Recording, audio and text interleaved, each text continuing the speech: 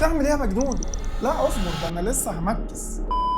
ده الريلمي سي 85 برو واللي جايب اعلى معايير حمايه ممكن تشوفها في موبايل في فئه ال 12000 جنيه. الاي بي 69 دخل موسوعه جينيس كاكتر موبايل حصلت عليه اختبارات مقاومه ميه. اقوم انا اسكت؟ لا طبعا، اقوم جايب 8 انواع من انواع السوائل المختلفه زي العصير والقهوه والصوص والمستردة والكاتشب والصابون والقهوه.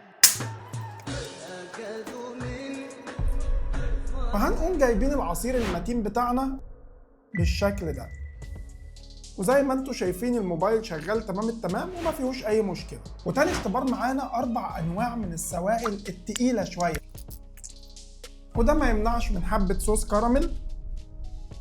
وبعد كده نختم بالصابون، والموبايل لسه شغال.